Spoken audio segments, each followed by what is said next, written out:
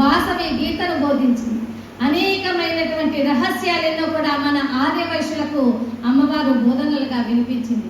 ఎప్పటికీ కూడా అసత్యం ఆడరాదని, రాజకీయాల్లో ప్రవేశించడం కాదని, ఒక సభలో ఉన్నటువంటి వారు మరొక సభలో ఉండడానికి అర్హులు కాదని, ఎందుకంటే ఒకదానికి న్యాయం చేయాలి, అంతేగాని అన్నింటిలోనూ పాల్గొని అన్ని సభలలోనూ ఉండి అనేకమైనటువంటి వాటిలో ప్రవేశించి ఒకదానికి కూడా న్యాయం చేయకుండా ఏదో గొప్పలకు ఆడంబరాలకు మాత్రమే ఉండేటట్లుగా ఉండకూడదని, అంతేవిధంగా మనం మద్య మాంసాలకు దూరంగా ఉండాలని, హింసలకు దూరంగా ఉండి అహింస తత్వాన్ని వ్యాప్తి చేయాలని, దేవాలయ పద్ధతులు, ఇక దేవాలయాన్ని ఎలా నిర్మించాలి అనేటువంటి పద్ధతులు అమ్మవారు ఎన్నో విధాలైనటువంటి రహస్యాలంతా కూడా బోధించింది ఆ బాలబాలికలు.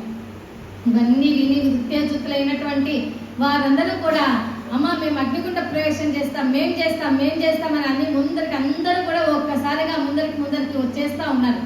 అప్పుడు అక్కడ భాస్కరాచార్యుల వారు వచ్చి, గురువు గారు మీరందరూ కూడా ఇలాగా ఒకేసారి దగ్గరకు వచ్చేసేయకూడదు, ఒకేసారి మీద పడిపోకుండా నేను మీకు అందరికీ కూడా ఒక సంఖ్యను ఏర్పాటు చేస్తాను, ఎవరికైతే ఏ సంఖ్యలు నేను ఏర్పాటు చేస్తానో ఆ సంఖ్య ప్రకారంగానే మీరందరూ కూడా అగ్నిగుండ ప్రవేశాన్ని చేయాలి అని అంటూ ఆయన బోధిస్తున్నారు.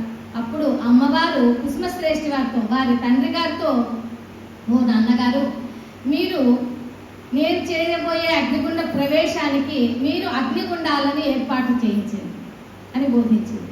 అదేమిటమ్మా అగ్నిగుండాలు అని అంటే, అవును తండ్రి గారు, మరి మనము ఎప్పుడు కూడా ఆర్యవైశ్యులము గుంతలు త్రవ్వరాదు కదా అనుకని ఇతరులతో శూద్రులతో మీరు అగ్నిగుండాలను ఏర్పాటు చేయండి అని అన్నారు. ఎందుకని ఆర్యవైశ్యులు మనం చెయ్యకూడనివి కొన్ని వ్యాపారాలు ఉన్నాయమ్మా, 8 వ్యాపారాలు ఉన్నాయి మన ఆర్యవైశ్యులు చెయ్యకూడని వ్యాపారాలు. ఏమిటవి అంటే మాంసం వ్యాపారం. ఈ మాంసం వ్యాపారం అంటే జీవులను హింసించటం. ఒకవేళ జీవులని వేరే వాళ్ళు హింసించినా మనలాంటి వాళ్ళు కొనడం, మళ్ళీ ఇంకోరికి అమ్మడం, ఇలాంటివి ఏవి కూడా చేయకూడదు అనమాట. ఇలాంటి మాంసం వ్యాపారాలు చేసేటువంటి వాళ్లకు ఆ సూర్య భగవాను యొక్క వక్ర దృష్టి వాళ్లకు పడుతుంది. వారికి ఆరోగ్యం చక్కగా ఉండకుండా అనారోగ్యాలు రావటము, అదేవిధంగా అధికారం లేకోకుండా వాళ్ళకి అయిపోవడం, అంటే కీర్తి ప్రతిష్టలు కూడా లేకుండా అయిపోవడం, ఇలాంటివన్నీ జరుగుతాయి. కనుక ఎప్పుడు కూడా ఆర్యవైశ్యులు మాంస వ్యాపారం చేయకూడదు. అలాగే కట్టెల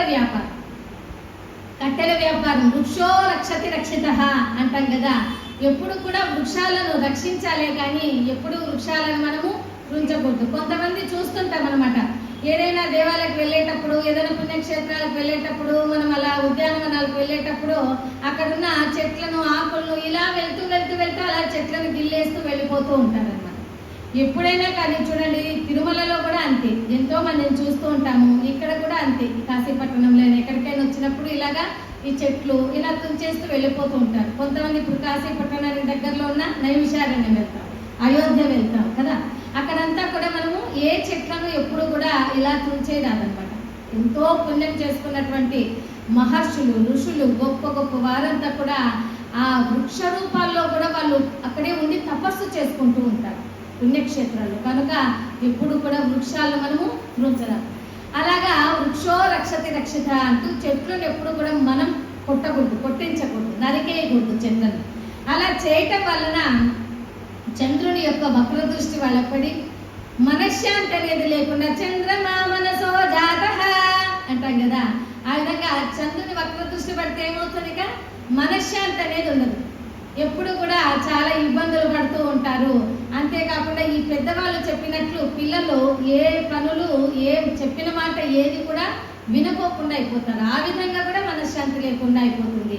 కనుక ఎప్పుడు కూడా ఆ చెట్లను కొట్టించకూడదు. ఆ తర్వాత గుంత వ్యాపారం అంటే ఈ గుంతలు తీయడం, మైనింగ్ ఇవన్నీ ఉంటాయి కదా, ఈ గుంతల వ్యాపారం చేయకూడదు అనమాట. ఇది చేయడం వలన వాళ్ళకి ఎట్లాగా ఉంటుంది అంటే, ఏది యొక్క అంటే కుజుని యొక్క వక్ర దృష్టి పడుతుంది వాళ్ళకి. కుజుని వక్ర దృష్టి పడడంతో వాళ్లకు అనేకమైనటువంటి, ఇంట్లో మనం ఎన్నో శుభకార్యాలు చేస్తుంటాం, ఎన్నో సంకల్పాలు, అనేకమైన సంకల్పాలు చేస్తుంటాం. ఆ సంకల్పాలు ఏవి కూడా నెరవేరు. అంతేకాకుండా ఇంట్లో శుభకార్యాలన్నీ కూడా చాలా నిదానం అయిపోతాయి, ఎప్పటికో జరుగుతాయి. ఇప్పుడు అనుకుంటే ఏ 6 ఏళ్ల తర్వాత ఏ 10 ఏళ్ల తర్వాత కూడా జరుగుతాయి కొన్ని కొన్ని. అలాగా ఆ కుజుని యొక్క వక్ర దృష్టి పడుతుంది కనుక ఎప్పుడు కూడా ఆ గుంతల వ్యాపారం చేయదు. అదేవిధంగా మెట్ట వ్యాపారం అని అంటే ఇప్పుడు మన కొండలు ఉంటాయి, రాళ్ళు కొట్టించడము ఇలాంటివన్నీ చేస్తుంటారు కదా, అలాంటి పనులు కూడా మనము చేయకూడదు. అవి చేయడం వల్ల రాహు యొక్క వక్ర దృష్టి పడి వాళ్ళకి చంచల బుద్ధి, చపలమైన బుద్ధి వచ్చేస్తుంది. అంటే ఒకసారి ఉన్నట్టు మళ్ళీ ఇంకోసారి ఉండదు. ఇప్పుడు అనుకుని ఉంటాం ఏదైనా మంచి పని, ఆ తర్వాత మళ్ళీ కాసేపటికే మళ్ళీ ఇలా కాదు ఇంకోలాగా అని మళ్ళీ వాళ్ళ బుద్ధి మారిపోతూ ఉంటుంది. అప్పుడు వాళ్ళు ఇది చేయలేక అది చేయలేక ఎలాగనో అలాగా ఉండిపోతారనమాట, ఏ మంచి పనులు చేయలేరు. ఆ విధంగా రాహు యొక్క వక్ర దృష్టి వాళ్ళ మీద పడుతుంది. అదేవిధంగా వాళ్ళు చెప్పుల వ్యాపారం కూడా చేయకూడదు. చెప్పుల వ్యాపారం చేయటం వల్ల శని యొక్క వక్ర దృష్టి పడుతుంది. శని వక్ర దృష్టి పడడం వల్ల వాళ్ళకి ఏమవుతుంది అంటే ఈ ఎడమకాలికి శని ఎప్పుడు కూడా ఎడమకాలికే ప్రతాపం చూపిస్తాడండి. వాళ్ళకి ఎప్పుడు కూడా ఎడమకాలికి ఏదో యాక్సిడెంట్స్ అవ్వడము, ఎడమకాలికి దెబ్బలు తగలటము, లేదా ఇంట్లో కుటుంబ సభ్యులు ఎంతమంది ఉంటే అంతమంది చెల్లా చెదురైపోతారు, ఒక్కొక్కరు ఒక్కొక్క దగ్గర ఉండిపోతారు. భర్త ఒక దగ్గర వ్యాపారం చేస్తుంటే, పిల్లలు ఒక దగ్గర చదువుతుంటే, ఇంకో పిల్లలు ఎక్కడో దగ్గర కుటుంబం ఉంటే ఇంట్లో ఒకరే ఉండాల్సి వస్తుంది. అంటే చెల్లా చెదురైపోతుంది, కుటుంబ సభ్యులందరూ ఒక దగ్గర ఉండకుండా అయిపోతారు శని వక్ర దృష్టితో చూడటం వల్ల. కాబట్టి ఎప్పుడు అలాంటి పనులు కూడా చేయకూడదు. ఆ తర్వాత లాండ్రీ వ్యాపారం అంటే అది ఇప్పుడు ఈ కాలంలో ఎంతో ఫ్యాషన్గా మనము వేరే విదేశాలలో మెషిన్స్ అంతా పెట్టి, వాషింగ్ మెషిన్స్ ఒక పెద్ద హాల్ పెట్టేసి వాషింగ్ మెషిన్స్ అంతా పెట్టి వారానికి ఒక రోజు వచ్చి వాళ్ళు ఎవరైనా బట్టలన్నీ ఉతికేసుకొని ఇస్త్రీ చేసుకొని పోవచ్చు. ఇదో పెద్ద బిజినెస్. ఆ బిజినెస్ అని ఇప్పుడు నేను చెప్పే వ్యాపారాలన్నీ ఇతర కులాల వాళ్ళకు బాగా డబ్బు వస్తాయి, కానీ మన ఆర్య వైశ్యులు ఎప్పుడు కూడా ఈ వ్యాపారాలు చేయకూడదు. ఈ లాండ్రీ వ్యాపారం చేయడం వల్ల గురువు యొక్క వక్ర దృష్టి పడిందంటే ఏమవుతుంది, లక్ష్మీదేవి దూరం అయిపోతుంది. అంటే మనకు ధనం వచ్చేది రాకుండా అయిపోవడమే కాకుండా జ్యేష్ఠ లక్ష్మి దగ్గర అవుతుంది, ఇంకా దరిద్రం ఎక్కువ అవుతుంది.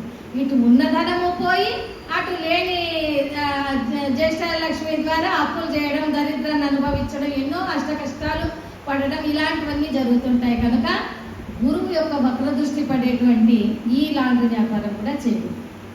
ఆ తర్వాత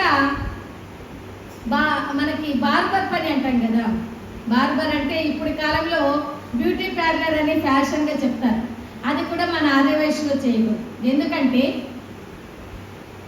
దీనికి ఇలాంటి పనులు చేయడం వల్ల శుక్రుని యొక్క వక్ర దృష్టి పడుతుంది. శుక్ర వక్ర దృష్టి పడడంతో భార్యాభర్తల మధ్య అన్యోన్యమైన దాంపత్యం కాస్త అది విడాకుల వరకు వెళ్ళిపోతుంది. వాళ్ళు అన్యోన్యంగా దాంపత్యంగా ఉండరన్నమాట. అంతేకాకుండా వాళ్ళు శుక్ర వక్ర దృష్టి పడడం వల్ల వాళ్ళకి ధనం ఎంత వచ్చినా ఆ ధనం ఎండిపోతుందో తెలియదు.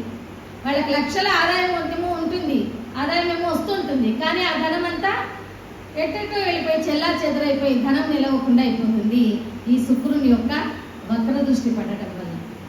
అలాగా మనం ఇలాంటి వ్యాపారాలన్నీ చేయడం వలన ఎప్పుడు కూడా నవగ్రహాల అనుగ్రహాన్ని పొందలేకుండా ఉంటాము. కనుక ఇలాంటి వ్యాపారాలు ఎప్పుడు కూడా మనము చెయ్యనే కూడదు. జై భోలో శ్రీమాతాకి. ఒక్కసారి